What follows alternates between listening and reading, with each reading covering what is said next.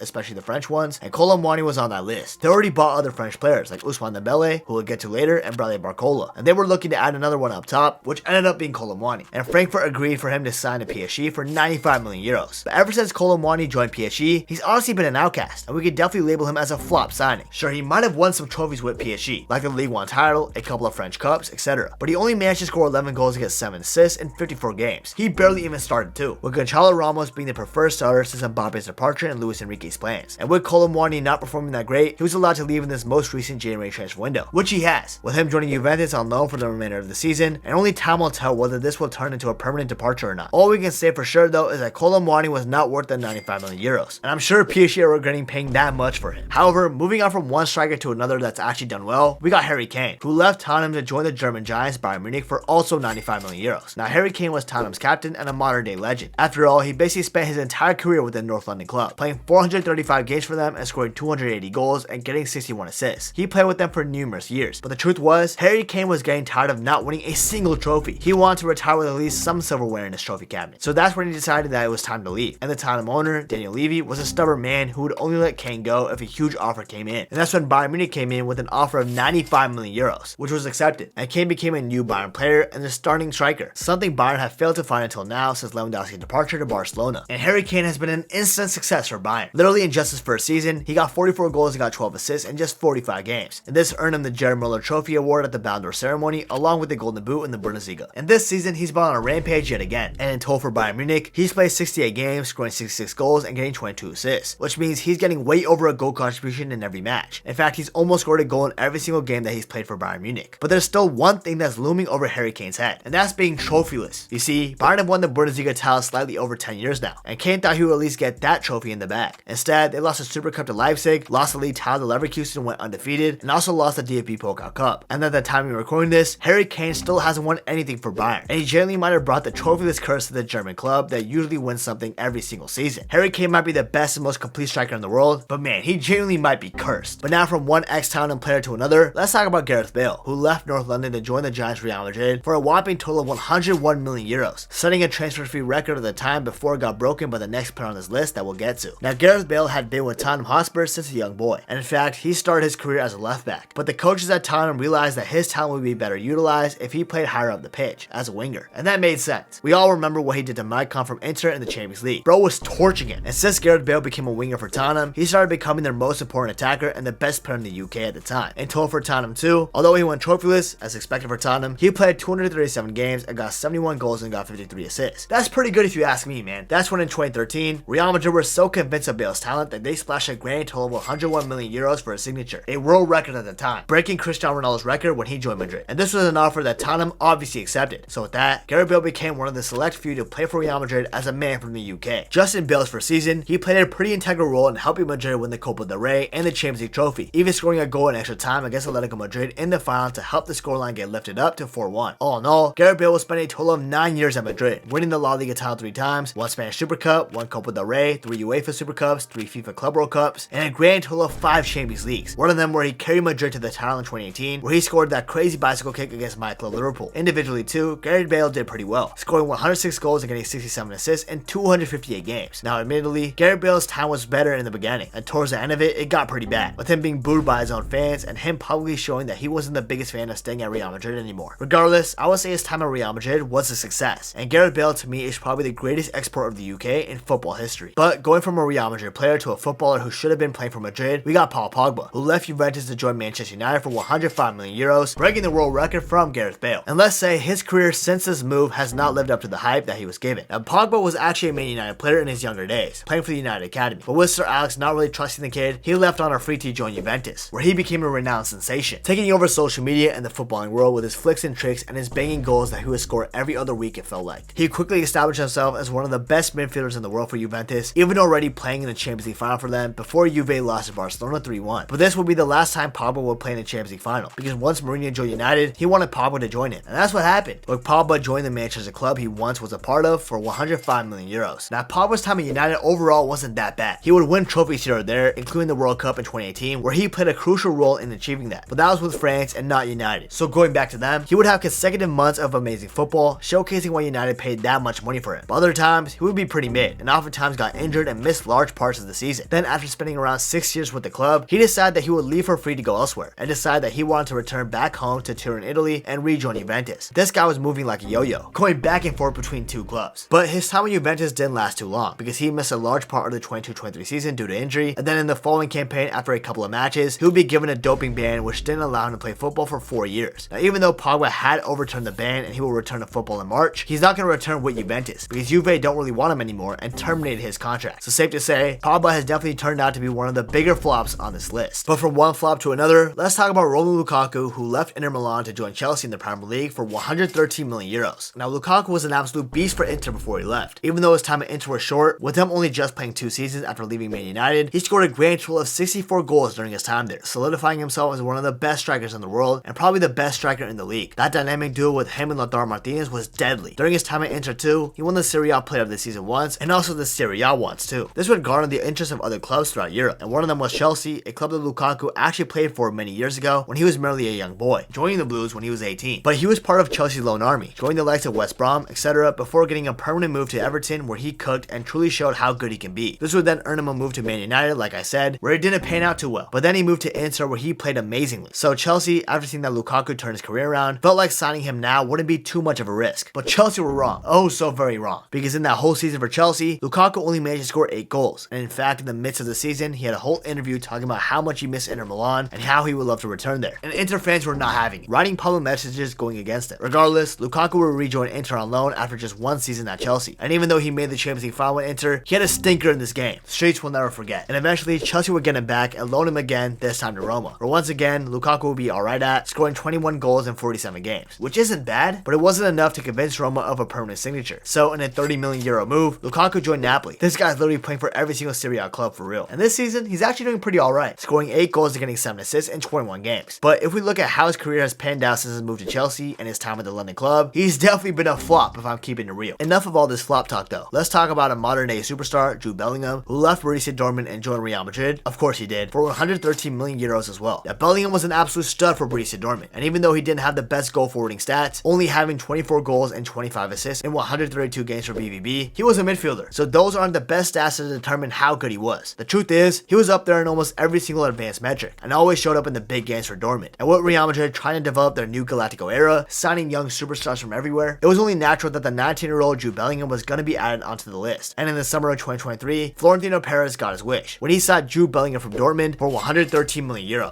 and this proved to be well worth it in just the first few months of the season. Literally in his first month with the club, he became the first Englishman to win the La Liga Player of the Month, and he was scoring in almost every single game at the start of the campaign. And eventually, Jude Bellingham would get a total of 23 goals as just a midfielder, which is just insane. He would also win the La Liga title, while also winning the La Liga Player of the Year award, and he got an assist in the Champions League final against his former club Borussia Dortmund, and would end up winning the Champions League in just his first season at the club. Now admittedly, his 24-25 season is not going the same way as the prior year, but regardless, Jude Bellingham is showing why he'll be one of the best future players in the world, and this was a huge success on Real Madrid's part. From one midfielder to another, let's now talk about Moises Caicedo, who left Brighton Hove Albion and joined Chelsea for an incredible feat of €116 million.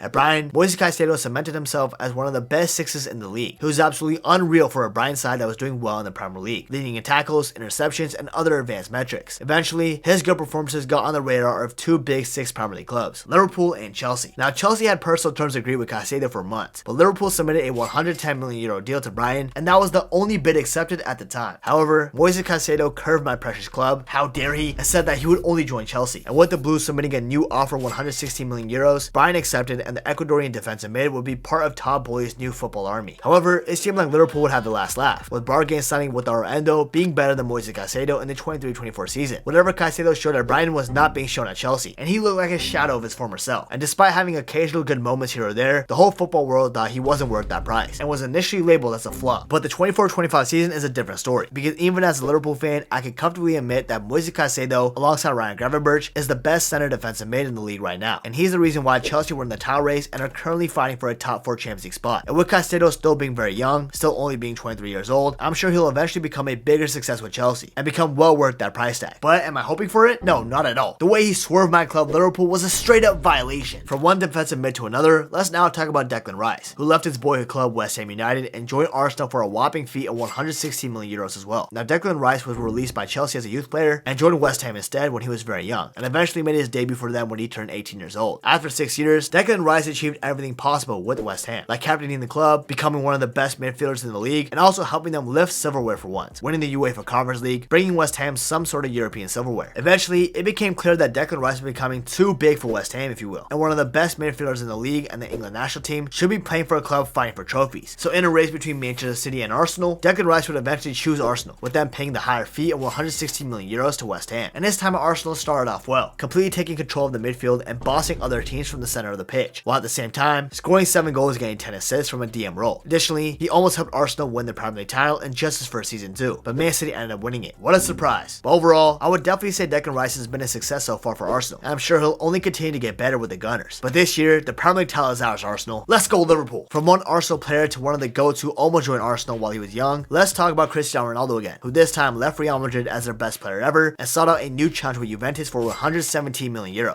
Told you we were going to talk about Cristiano Ronaldo again. Anyways, I already talked about how much of a success Ronaldo was for Real Madrid, but how did his move to Juventus work out, especially for a huge fee of €117 million?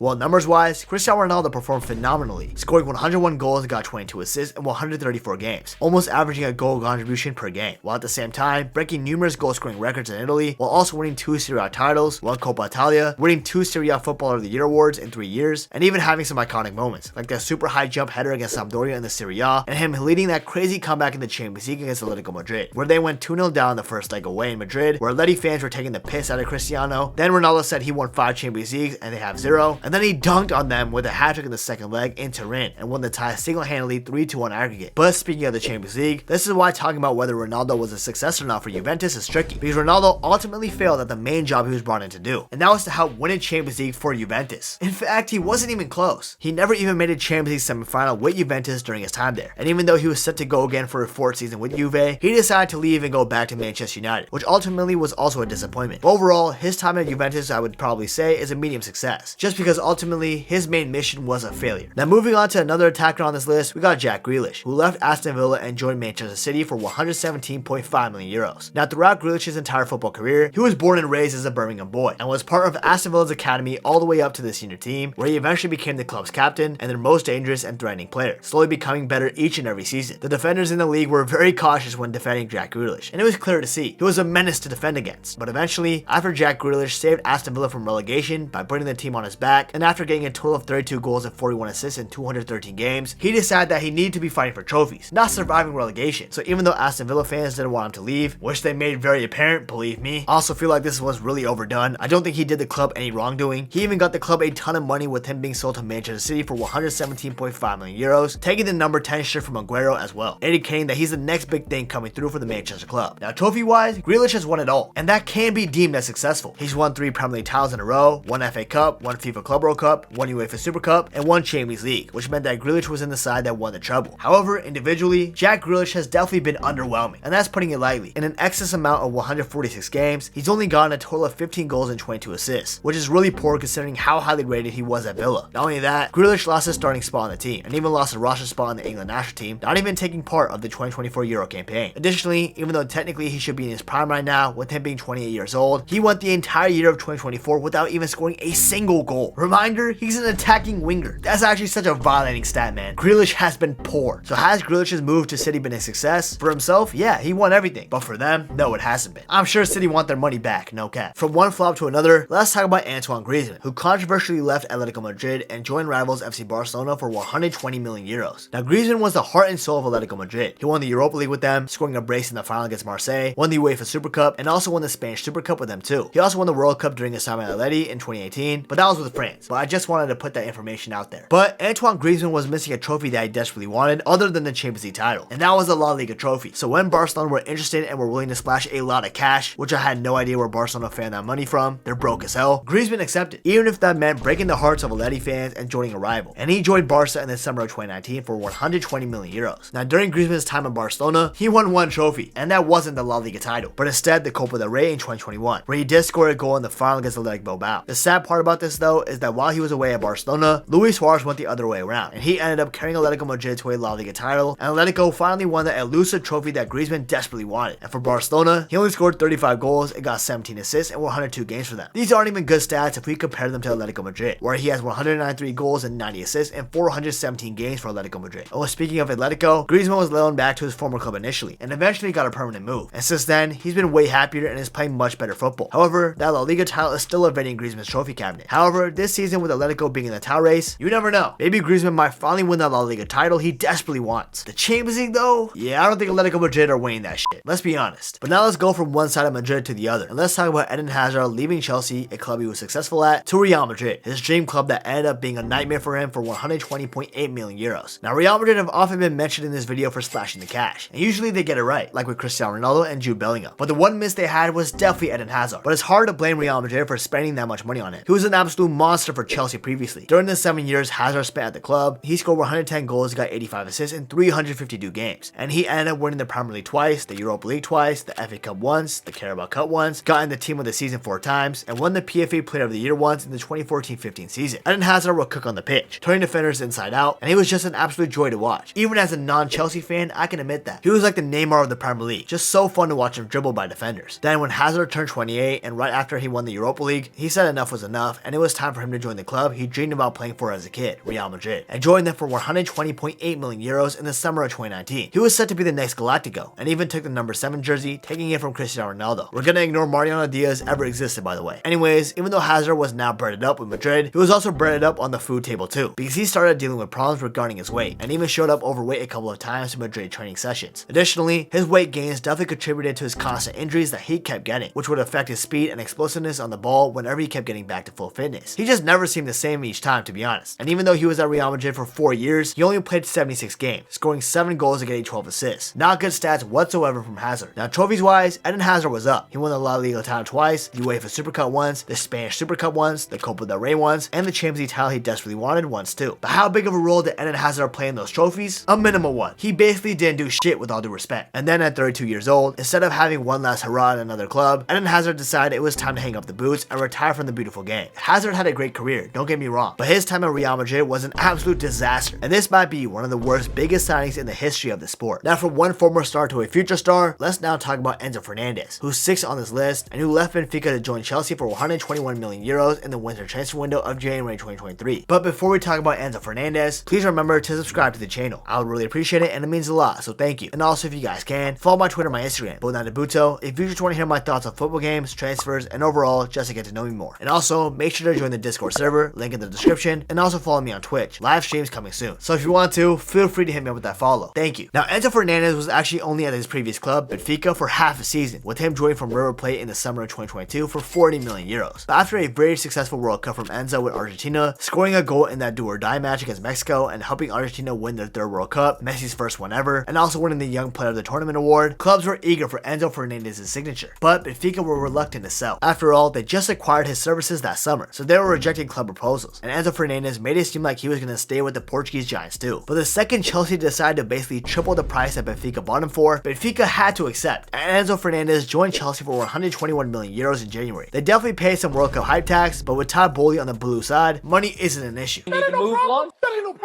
no problem. Now at Chelsea, Enzo Fernandez hasn't been perfect. In fact, during his first 1.5 years, he was pretty alright. He did some things well, but overall, he wasn't living up to his expectations. And also, he had to get a serious surgery in the second half of the 23-24 season when he realized he couldn't play through that injury anymore. However, after some drama from the Copa America where he said some racist shit and pissed off his French Chelsea teammates and then apologized, he became the Chelsea captain with Reece James getting injured so often. And from here on, Enzo has been cooking in this 24-25 season. And with Enzo Fernandez still only being 24 years old and basically signed a lifetime contract with Chelsea, it's only a matter of time before he truly clicks and becomes Chelsea's permanent captain. So maybe right now, Enzo isn't a complete success living up to that high price tag, but in due time, I'm sure he will. Now from one ex-Benfica player to another, let's talk about Joao Felix, who left Benfica and joined Atletico Madrid for a whopping fee of 127.2 million euros in the summer of 2019. Now at this time, Joao Felix was labeled as one of the most exciting talents coming through in football and the future face of the Portuguese national team. And in his first full season with the Benfica senior team, he was cooking for them, already scoring his first hat-trick in his career, winning the Portuguese league title in his first and only season with them, winning the Golden Boy Award, and getting 20 goals and 11 assists in 43 total games. He was looking like a very exciting prospect, especially with him still being very young at just 20 years old. And with Atletico Madrid losing Antoine Griezmann that very same summer 2019 for a huge fee, they decided that they themselves should splash on a new face of Atletico Madrid, and they chose Joao Felix to be that man, hence splashing the cash to Benfica for 127.2 million euros. Benfica must be swimming in that cash in these past few years, huh? Anyways, Joao Felix's time at Atletico Madrid was pretty much a failure. I'm not gonna lie. Yeah, sure, he won Atletico's first league title in a very long time with the side, but other than that, he didn't do too much with Atleti. After all, in 131 games for the club, which is a good portion, he only got 34 goals and 18 assists. And immediately after the season, Diego Simeone was already falling out of favor with him, saying that he doesn't seem that committed to the side. Not only that, Atletico Madrid is more known to be a defensive, less creative side, while Joao Felix doesn't provide much defensively and is much more of a creative and explosive player, which just wasn't Diego Simeone's style. Hence why they definitely had a poor relationship. Eventually, Joao Felix would force his way out to his 6-month loan deal to Chelsea, where he scored 4 goals, and later went to Barcelona for the 23-24 season, kinda like Griezmann did. And Joao Felix does not like Atletico, man. He scored a goal against them for Barcelona and celebrated, even though he was still on loan from Atletico. Overall for Barcelona, he got 10 goals and 6 assists in 44 games, which is okay, I guess. But Barca were too broke to afford him permanently, so instead, Chelsea came back and paid 52 million euros for his signature. And since then, he honestly hasn't done too much for Chelsea. So all in all, not only was his move to Atletico a flop, but overall his career has trajected downward, sadly, if I'm being honest. Let's see if he can turn it around in his career, but I'd be surprised if that happens, I'm not gonna lie. From one former super talent to another, let's now talk about Ousmane Dembele, who left Borussia Dortmund after just 1 year, just like Joao Felix, and joined Barcelona for 135 million euros. During Ousmane Dembele's time at Borussia Dortmund, he was also once labeled as one of the future faces of football, with him having electric pace and unpredictable dribbling, alongside having the ability to use both feet brilliantly, meaning he had 5-star, 5-star. Mais vous êtes droitier ou gaucher?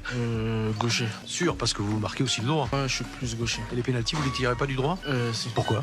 Parce que je tire mieux du droit. In Dembele's singular season at Borussia Dortmund, he was named the Bundesliga Young Player of the Season in his first and only campaign at just 20 years old, and got himself 10 goals and 21 assists in just 50 games. He seemed like the truth, and I also thought so too, I'm not gonna lie, so I can't blame Barcelona for also thinking that. Plus with Barca losing Neymar that same summer for a huge transfer fee that we'll get to in a little bit, trust me, Dortmund knew that Barcelona could pay the big bucks, and they did, with Barca paying Dortmund in 135 million euros to sign the Neymar replacement, with Dembele taking the number 11 shirt after the Brazilian left. But respectfully to Dembele, their jersey number is probably their only similarity, because unlike Neymar, Dembele flopped hard at Barcelona while Neymar was killing it for the Catalonian club. In fact, in Dembele's 6 seasons at the club, he played 185 games and only got 40 goals and 43 assists, meaning he played around 100 games without getting a goal contribution in them, which isn't good at all for someone that Barca spent 135 million euros on. Dembele also had a ton of attitude problems, not only with him getting involved in some racist incident against the Japanese people, but also the fact that he would reportedly show up to training late, even sometimes letting video games get in the way of his professionalism. He didn't seem committed whatsoever, and because of that, injuries also started taking a toll on his career, which is why Dembele couldn't perform the way that everyone thought he was going to do. Even with the World Cup that Dembele won, he played a minimal role for France in the 2018 World Cup, which just shows how he went from a highly sought-out youngster to someone not really rated that highly by France's coach and Barcelona in general. Eventually, after maturing up a little bit and still having bursts of form here or there, he decided his chapter with Barca was enough and left for PSG, where he would then dunk on Barca in the Champions League quarterfinals and celebrate against them. Overall though, during Dembele's time at Barca, it's clear to say that he failed to live up to his expectations and flopped, failing to live up to that enormous price tag. Anyways, from one Barcelona flop to another, let's talk about Philippe Coutinho, who left my beloved club Liverpool in January 2018 for Barcelona for around 135 million euros, a huge price tag. You see, with Barcelona earning a ton of money from that Neymar transfer that we'll talk about, Barca wanted to splash all of that on basically 2 players, Ousmane Dembele in the summer, and then arguably Liverpool's best player at the time, Philippe Coutinho, later in the winter. After all, Liverpool at the time were pretty mid, and Coutinho was that one world-class player on the side that everybody universally agreed with. I mean, he did have 54 goals and 43 assists in 201 games. He also did win the Liverpool Player of the Year award too, back to back. But after a while, Coutinho felt like he couldn't win the trophies that he wanted to win at Liverpool, even though we used the money we got for him and bought the players to help us win everything, which included that comeback against Coutinho at Barca in the semifinals. But that's a different topic for a different day. But back to Coutinho, he wanted to leave to Barcelona specifically, and even with Klopp telling him that if he stays at Liverpool, we would build him a statue just because he could create a legacy here and not at Barca, Coutinho didn't listen and followed his heart, which is sometimes wrong. Don't always listen to your heart for real, and joined Barca for 135 million euros. Now, I don't want to be too harsh on Coutinho because I still really like him, but the truth is, he was a total flop for Barca, and probably one of the biggest flops in this video too. Now, Coutinho was supposed to fit perfectly at Barca. After all, he was a very creative attacking midfielder that should do good against the style of defenders in La Liga. After only playing 106 games and getting 25 goals and 14 assists for Barcelona, it was clear that it wasn't going to work out for Coutinho at Barca, and they were not going to win the Champions League with it. To be fair, they weren't going to win one without him either. So, Coutinho went on loan to Bayern Munich for a year and ended up getting 11 goals and 9 assists in 38 games, which isn't bad, but it wasn't enough to convince Bayern to buy him permanently. But he did win the Champions League with Bayern, so he did accomplish that dream. Shout out to Coutinho for that. He even also scored against Barca in the process of winning that trophy too. Damn, that's a violation. Anyways, after that, Barca sold him to Aston Villa, which he did okay at, then Al Duhail, and now he's finishing the rest of his playing days at Vasco da Gama back in Brazil. From one stardom at Liverpool to back home in Brazil in just 6 years was something nobody expected. But when you become that big of a flop with that price tag always next to your name, it's gonna be hard to prove to suitors that you're worth the price. Tough luck for Coutinho, but we keep moving forward like Aaron Yeager. Now moving on from a flop to an absolute superstar, let's talk about Kylian Mbappe, who left AS Monaco after just one season at just 19 years old to join PSG for 180 million euros in the summer of 2017. Now Mbappe, as I said, played one full season at Monaco on the senior level, but he was amazing in that season, being the face of that Monaco side that reached the Champions League semi-final, only losing to the Juventus super team later on. And after winning the league title and scoring 27 goals and getting 16 assists in 60 games and winning the Golden Boy award, he decided that he wanted to go somewhere else, especially with him realizing winning with Monaco isn't sustainable, with Monaco selling everybody on their team that summer. So when PSG offered 180 million euros to sign the French teenage sensation, Monaco accepted, and Mbappe arrived that same summer with Neymar. Now Mbappe was well worth the price tag. In fact, I'm sure PSG profited off Mbappe and earned way more and accomplished way more with it. Yes, Mbappe couldn't lead them to the Champions League trophy that they wanted, despite helping them make the final against Bayern, but he did end up scoring 256 goals and getting 106 assists in 308 games, becoming the club's top goal scorer ever in the process, while also winning 6 League 1 titles, 4 Coupe de France's, 2 League Cups, 3 French Super Cups, 1 World Cup, and 1 Nations League with France. Just thought I had to throw that in there. And a record 5 Player of the Year awards as well. Simply sensational. Now, although Mbappe left PSG after 7 seasons on a free transfer, he waived his bonus. So basically, PSG were given a lot of their money back, and Mbappe decided to join his dream club, Real Madrid. And although the start of the season for him wasn't that great, he started to pick up steam and is now having a wonderful season. And he also already won some silverware with Real Madrid too at the time of recording this, with him scoring in the UEFA Super Cup and the 2-0 win against Atalanta to win that trophy. But while Kylian Mbappe became the face of PSG for many years, this wasn't part of the script. In fact, it was supposed to be Neymar's team, with him actually leaving Barcelona to join PSG and become the star of the team, which he felt like he couldn't be at Barcelona with Messi being around, and he wanted to be the best player in the world, which is why he joined PSG for 222 million euros. And this transfer changed the football economy forever. After all, 18 out of the 25 players on this list happened after Neymar Junior joined PSG, and I'm sure the fact that his price tag inflated the market so much is the reason why some of these players had some huge huge transfer fees. Oh, and also, although Neymar came out recently saying that he didn't leave to become the best player in the world, I'm just gonna call cap on that, respectfully. Anyways, as we all know, Neymar won it all with Barcelona, with him often being labeled as the heir to the throne after Messi, and his 105 goals and 76 assists in 186 games only further back that statement. But Neymar wanted more, and he wanted to be the face of his own team, hence why he left Barca to PSG for the outrageous amount of 222 million euros. Now, for the first few years at PSG, Neymar was comfortably a top 3 player in the world, if not the best when he was fit. He was getting so many goal contributions, and his dribbling on the pitch made him unstoppable in France. In total for PSG too, he had 118 goals and 77 assists in 173 games. But for Neymar staying in Paris for 6 years, 173 games seems quite low. Well, it is, because almost every single season, Neymar would suffer a serious injury around the Champions League knockout stage times. And although Neymar won a plethora of trophies at PSG that I mentioned way earlier in the video, the truth is, he failed to earn PSG the trophy they wanted him to win for them, the Champions League. However, the one time Neymar was fit for the knockout rounds was when he carried them to the final, which just showed how good Neymar was for PSG. Overall, if we just talk about Neymar's impact on the pitch, he was immense and was definitely a success. But when you mix in the injury issues and the fact that he never won the Champions League, some often deem Neymar as a failure in that regard. And the truth is, it's tricky, and I feel like Neymar's time at PSG is a mix of both. Sadly, Neymar's European chapter is now over, with him going to Saudi Arabia to join Al Hilal, who he's barely played with due to an injury. But regardless, Neymar is my favorite player in the world, and that will probably never change. Anyways, who do you guys think is the biggest flop from the 25 most expensive players of all time? Let me know in the comments down below. Anyways, if you enjoyed this video, please remember to subscribe, I would really appreciate it, and make sure to follow my Twitter, Instagram, Twitch, and join the Discord community. All the links are in my YouTube description. And last but not least, if you want to learn about Neymar's current situation in his career and what he might do next with it, you definitely want to check out this video right here. You won't regret it.